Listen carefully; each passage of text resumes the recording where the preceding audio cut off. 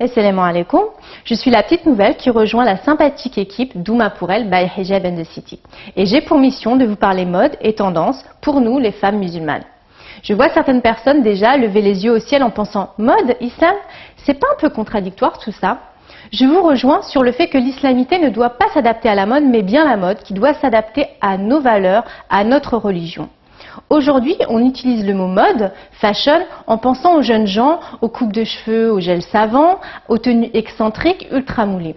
Mais attention, attention mesdames, je ne suis pas là pour prôner la mode du jean slim ou du grand retour de la mini-jupe ou du gilet à paillettes. Tout simplement pour préciser que dans la mode, tout est une question de nuance. Elle peut s'adapter à notre personnalité, à nos valeurs, à nos envies, avec un peu d'astuce et de bon goût. C'est vrai, aujourd'hui de nombreuses femmes oublient leur féminité ou la laissent de côté pour cause d'islamité, par peur de tomber dans le blâmable, dans le superficiel, etc., etc.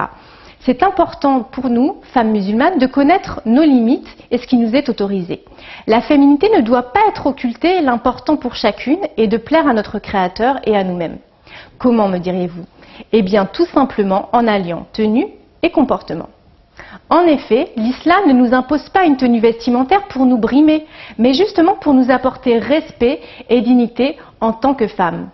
Ainsi, le vêtement musulman a deux buts: couvrir la nudité et parer le corps. Il est celui qui va voiler les formes de notre corps, non pas pour les nier, mais simplement pour les reléguer au rang des choses qui doivent se dévoiler dans l'intimité. En sachant cela, il est important de prendre conscience que certains vêtements, tout simplement, ne sont pas faits pour nous, comme les vêtements moulants, qui ne vont pas faciliter nos ablutions, ou simplement les différentes postures liées à la prière. Également les vêtements transparents qui pourraient attiser certains regards. À nous de ne pas être la tentatrice de tentation et en se respectant, respecter l'autre. L'important est de ne pas perdre nos valeurs et notre identité de femmes musulmanes. Et quand je parle de mode musulmane, je ne m'adresse pas seulement aux femmes qui portent le hijab, mais aussi aux femmes qui veulent être mastoura avec ou sans hijab. Tout est une question de temps et de cheminement personnel, car chaque femme a son identité, sa personnalité, et notre but premier doit être de préserver notre pudeur. La mode ne nous est pas interdite, à nous de l'adapter avec islamité et féminité. Aujourd'hui, de nombreuses possibilités s'offrent à nous, avec la création de marques pour les femmes musulmanes. C'est vrai, le choix n'est pas forcément adapté à tous les goûts et à toutes les bourses. Mais le marché du vêtement islamique est en plein essor.